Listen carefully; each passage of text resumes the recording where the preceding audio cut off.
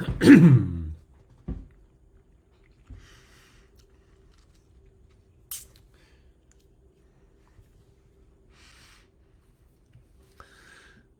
morning, everybody. Happy Magical Monday. Welcome if you're just joining on the replay. Hang tight with me at 6:57, so we got about 3 minutes to wait for 7 o'clock straight up, and then I will jump right in. In the meantime, I've got a little pop-up that says my internet is being wonky to check my connection.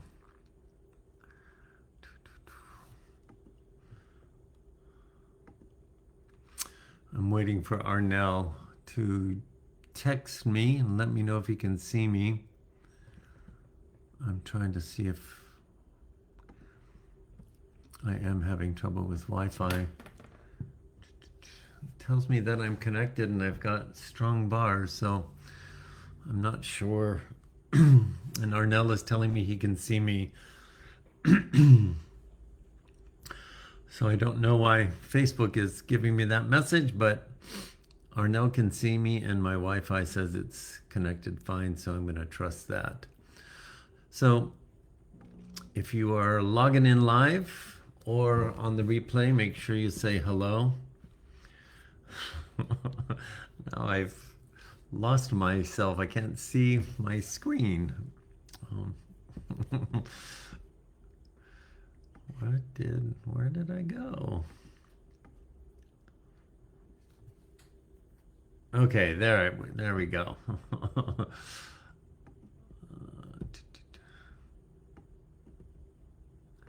All right. Sorry for that. I just wanted to make sure I was connected. Arnell is telling me he can see me. I'm sure you can hear me. Otherwise, he would let me know that he couldn't. So we're going to just hang out for 1 minute while we wait for 7 o'clock to arrive. While we're waiting, make sure you're saying hi in the comments. And then just begin to breathe a little deeper into your body and bring yourself a little more present to this moment. And there it is. It's 7 o'clock straight up. So I'm going to jump right in and I'm going to ask those of you that are here to do something with me live. And if you are on the replay, I'm going to ask you to do this with me on the replay. So today is a really big day for Joseph in our tribe. Joseph's husband was murdered by a mentally ill man who ran his husband over 5 years ago and right in front of their house, and Joseph witnessed that. He has been in a tumultuous relationship with the courts and trials, and today is a big day. He is going to court. He is speaking to the judge, and it hopefully will be the final time that he has to have any kind of relationship with the court as it relates to his deceased late husband, murdered husband, which you can imagine every time on a every other month basis or on a quarterly basis for 5 years, he's had to return to the trauma. So I'm going to just invite you, if you would, just take your jumper cables, put them on your heart chakra for a moment, and then just close your eyes. And everybody take a big breath with me, and let's just send Joseph some love. So I want you to imagine we're all in the same room somewhere, and we're standing in a circle, and there's a chair in the middle, and Joseph is sitting in the chair.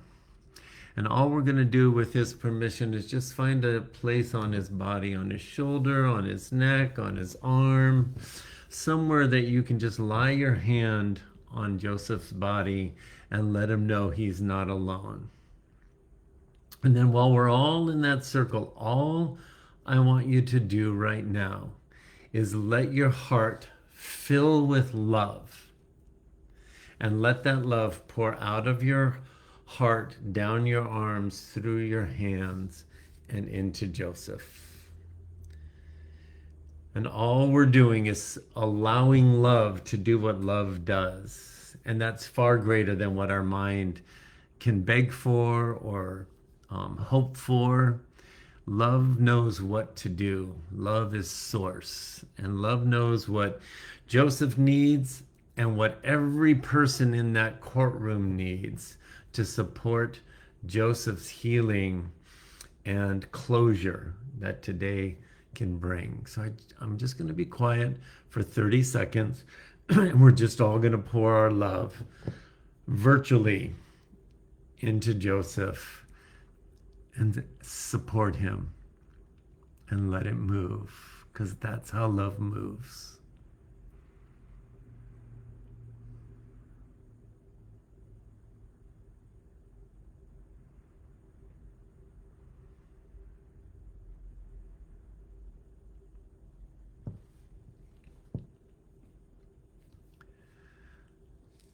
Just keep your eyes closed for another 10 seconds and take a big breath in. And as you exhale, just feel a surge of love move through your heart and your hands. And just see Joseph illuminated with a big, bright bubble of white love and light surrounding him. And see a smile on his face. And see peace just melt into his aura and into his field and into the courtroom. And then just take another big breath and feel that love within your heart. That's you. You are the essence of pure love. So let yourself feel yourself that way right now before you open your eyes. And then take one last breath and then move the breath and shift the energy. And then open your eyes and go ahead and shift your focus and come right into this space right here with me, right here for you. Be here for you now. And I'm just going to jump right in because it's already 7:04 and I'm really trying to keep these right at 15 minutes. So on Saturday, you received in your inbox the August channeled message from the elders. Today is the last Magical Monday for July. So the August, if you've read it, if you haven't, I would encourage you, make sure you read it before next Saturday.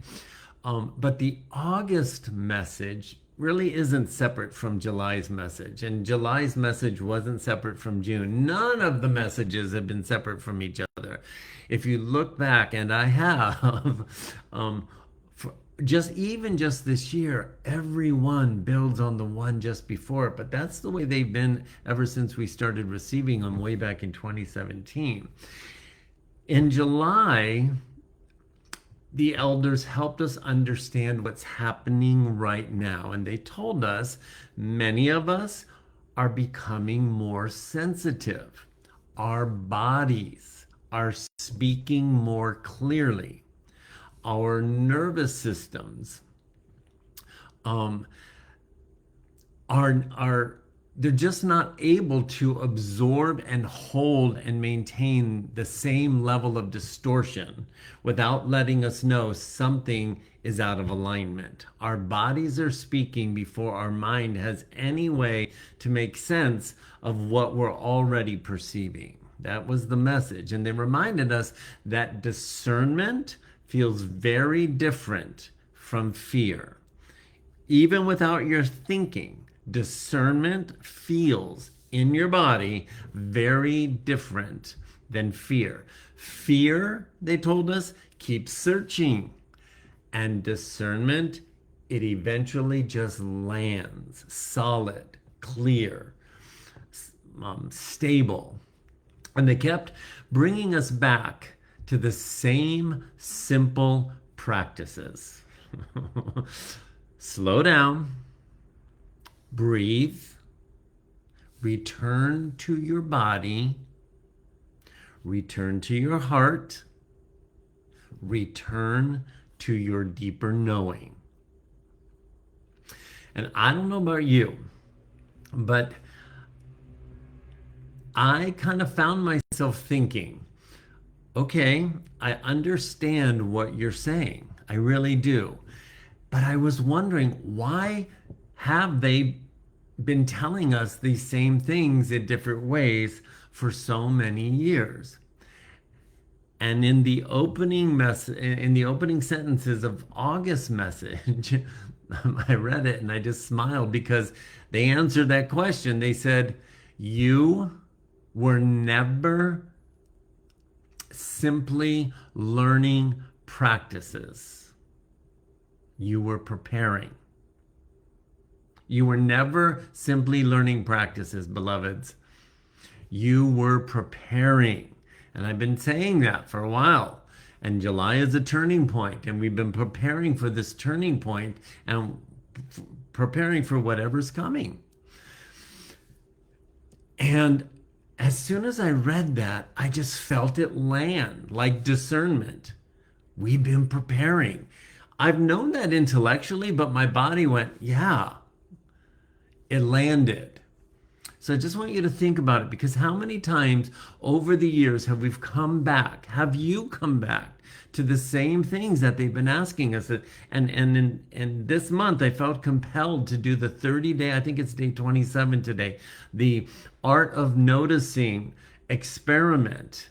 But how many times over the last many years since we have been receiving these messages have we been encouraged to notice? Encouraged to pause, encouraged to breathe, encouraged to listen, encouraged to trust.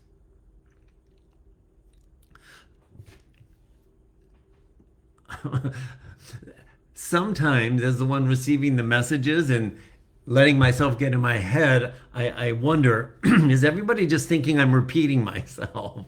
But the way I feel in my body as the messages come through, I just feel so solid. And I've been trusting that you guys are going to feel that same sense of feeling solid. And the elders are saying, no, we're not repeating ourselves. Mark, you are not repeating yourself. Every time we've practiced these things, every time you've practiced these things, something inside of you was becoming stronger. Quietly, I've been talking about our spiritual muscles being developed for quite a while. We've never just been learning ideas. Hold on, I'm sorry, I have to cough. Excuse me. You were never just learning ideas. Never. You were becoming someone stronger than you were just the day before. And in the August message, they gave an example. I lost my train of thought. Sorry. In the August message, they gave an example, and the example was a musician. A musician doesn't become an accomplished pianist or whatever they're playing from one great performance, right? You become accomplished through 1,000 ordinary moments when nobody is watching. And that, I think that is true for us too. On this spiritual journey of ascension we've been on, I think it's true for you. Most of our spiritual growth does not happen during profound mystical experiences, although we're always looking for them, right? But it happens on an ordinary Monday that I like to call magical. It happens on an ordinary Tuesday when you're just sipping your coffee. It happens when you choose not to react. It happens when you choose to take a breath break. It happens when you choose to speak kindly instead of defensively. It happens when you finally stop deceiving yourself and tell yourself the truth about whatever it is you've been resisting. And nobody even knows that you've told yourself that truth, but you finally look in the mirror and you said, shit, this is real for me. It happens from those kinds of moments that allow us to truly then begin to forgive or ask for help. None of those moments I just listed, none of them seem extraordinary at the moment that you're doing them. But according to the elders, and if you feel into your heart, you know this to be true, all of those moments have been quietly reshaping who you are from the inside out. They're shaping the architecture of our inner landscape, of our inner world, of our inner reality as we have known it since our minds got hijacked in our youth. And then in the August message, they said something that I think is one of the most encouraging things in the entire sentence. Feel this, because this is true for you. They said, you are far more prepared than you realize. If you haven't read the message, go read it. You are far more prepared than you realize. And I want you to let that sink in, because many of you have been looking at your increased sensitivity to everything and wondering if you're becoming weaker or somehow what's the word I'm looking for? Relapsing. And the elders are saying the exact opposite is true. You're becoming more aware. You're becoming, through the sensitivity, more discerning. You're becoming more available to your deeper knowing. All your preparation that we've been in is working. So this week, I want to invite you to read the message if you haven't, and I want to invite you into one very simple practice that follows, excuse me, all the little practices I've been encouraging you into Magical Monday after Magical Monday. And so we've been doing these practices from our bed, first things in the morning. So this one is the same. When you wake up and put your feet on the floor before you stand, I want you to pause with intention. Just pause. I want you to notice the first breath you take as your feet go on the floor. Just notice the inhale, notice the exhale. That's all. Not complicated. Just notice the breath, because it is source that is breathing you. So notice the first one, and then notice the first thought that pops into your head. Doesn't matter what it is, just notice it. Start the morning noticing the breath and noticing the thought before anything in the world begins to ask something from you. And as soon as you stand up, it will. Brush your teeth, use the bathroom, make your tea, grab your coffee. It'll ask you for something, right? But I want you to notice your breath, notice your thought, and then ask yourself one question. Set it into the ethers, offer it to your higher self, and here's the question. What is my deeper knowing inviting me to notice today? What is my deeper knowing inviting me to notice today? Just offer it up, let the question go, and let the day unfold. That's it. You don't need to force an answer. You don't need to make anything happen. You don't have to look for something profound. Just simply ask, and then let the question move throughout your day. Maybe your deeper knowing is going to invite you to notice where you're rushing. Maybe it's just going to help you notice that your body feels tight or uncomfortable around certain people. I don't know. Maybe it's just going to invite you to notice, excuse me, how often you speak to yourself with criticism. I don't know what it will be for you, but I do know with offering the invitation, the noticing is going to show up. So just remember, you don't have to solve the world's problems any day this week. You don't have to come up with any answers. All you have to do is allow the question and be in the art of noticing. Just notice. One breath, one thought, one conversation. Just let it unfold and keep developing this art of noticing. If you've been following the experiment, today's 27, we've got 30 of them. So by Friday, we'll be done. And it's all been building along with the messages of July and of August. So because what I think the elders want us to really pay attention to as we begin to work through August, they want us to understand all the preparation has become practice. And all the practice is becoming embodiment.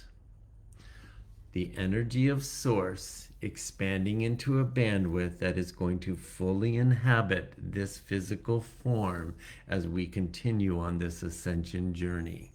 Your preparation has become your practice, and practice going forward is becoming embodiment.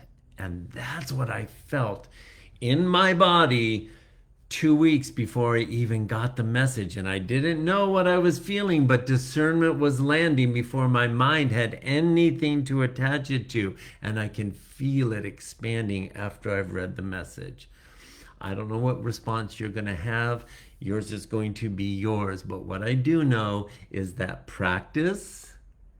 preparation has become all of our practice. And practice is becoming embodiment. I know that embodiment is becoming the way we are now going to live. And I truly believe, whether your brain does or not, that you are much farther along than you give yourself credit for. And as we move through August, I think you're going to start to give yourself a little more credit for how your preparation has become your practice, and how practice is becoming all of our embodiment. But specifically, you're going to see that's what's happening to you. I know the elders do, because that's what they've told us. All right, that's where I'm going to leave you today, beautiful soul. Have a wonderful week. I love you tons, and I'll see you on next Magical Monday. Bye for now.